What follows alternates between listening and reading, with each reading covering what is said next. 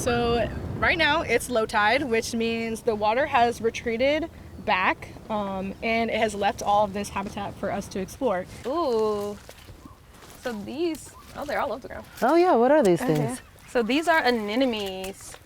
Oh, anemone. Okay. Yeah, you might know of anemones from like Nemo or Yes. some other pop culture reference, but they have all their like tentacles out and Yeah. look all flowy and magical usually. Right now they have all those tentacles sucked in. They have them, but they pull them in because it helps them reduce their surface area and prevent from drying out while they're exposed to the elements and the water is pulled back. So they just look like these squishy blobs. But if you get your fingers wet, you can touch them if you would like, and you can kind of feel kind of gushiness. But yeah, the tentacles have those nematocysts, the stinging cells that kind of capture their prey and bring them in. So we're not getting that effect of feeling like stuck like you usually do if you touch one. But that is so yucky. Ew.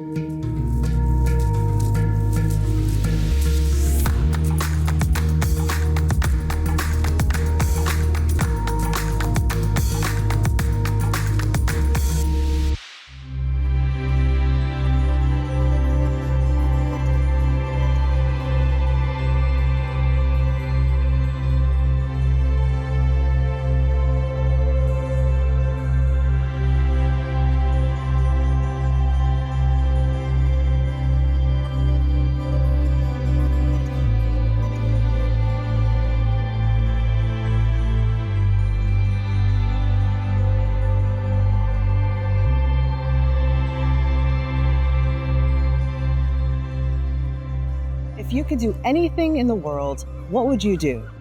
That's the question Ebony and Savannah were asked in 2019 during their time at Earth Corps.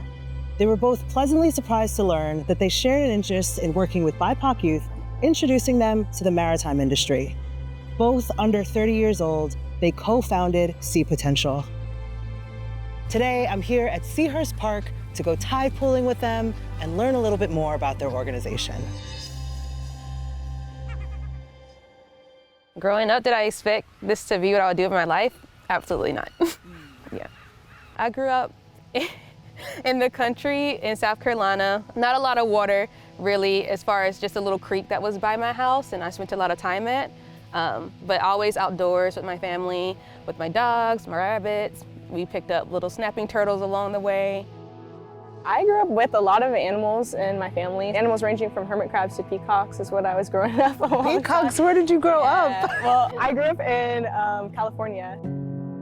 There was always animals running around. It made me really curious about life in general and just realized that each animal had its own unique soul and characteristics, and that made me want to learn more about nature and about life, but it wasn't really a topic of conversation between me and my peers. So I just thought it was my special interest until the point of going to a predominantly white institution for college and noticing, wow, a lot of my peers have different experiences around nature that happen with their family and with their friends, and they nonchalantly talk about things like snowboarding, mountaineering, and all these crazy things that to me were huge adventures, and it was just they're normal. And so I started feeling a little bit of imposter syndrome of maybe I'm behind and this career path, I don't know, is it right for me? I don't have all these experiences that they're talking about.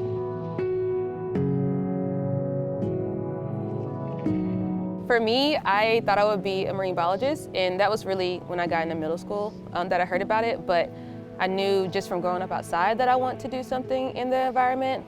But then after meeting Savannah at our last job and having that shared experience, that's when I realized, oh, this is definitely diverging from the path that I thought I was going to be on.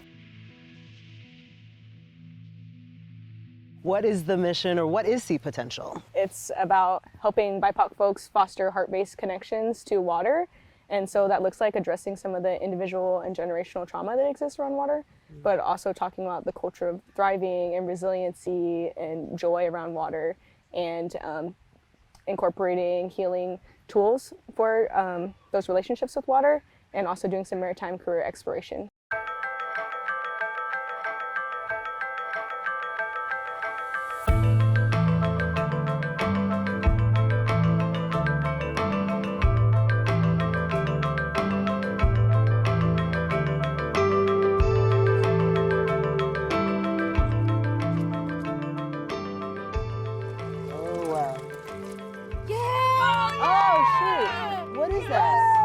this is, we can wait till the water settle down, but it is a plain fin midshipman. Yes. It's a type of fish that's usually deep sea dwelling.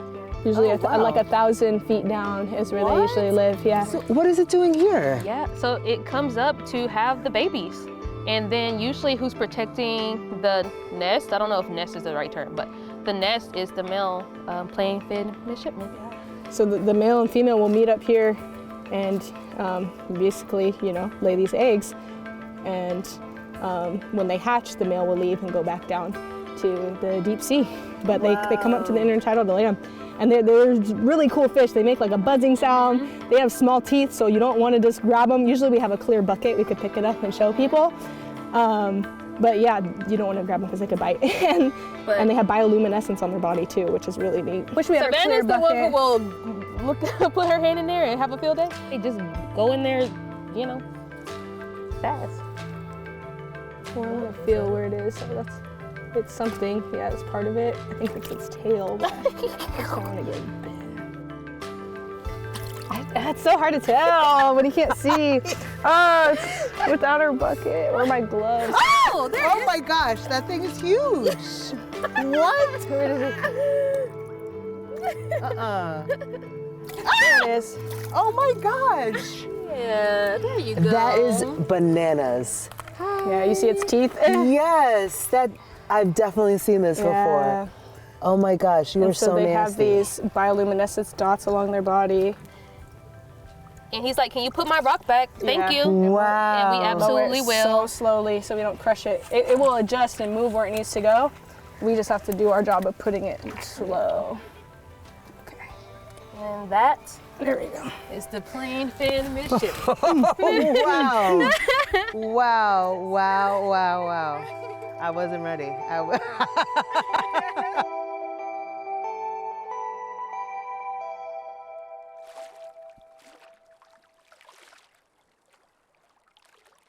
You understand? This is a big, wait, is this a hermit crab? That's a chunky little hermit crab. Hold on. Where'd you find hermit crabs? It looks like they're fighting over the shell. Oh, like that's my house. This is so entertaining though. There's so many hermit crabs. This is like a hermit crab shell, like a house warming party. I don't know. More are coming. And this is tidepooling.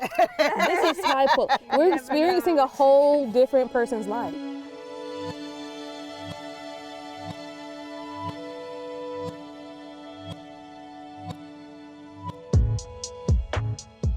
Water is our first home. In the womb, we were in water, and I find that when I get in the water, I just kind of float around and I just feel so at peace. I feel like I have a personal relationship with it, and any emotions that you can connect to a human and human relationship, I feel the same way with all parts of our ecosystem, and especially water. Life is always happening.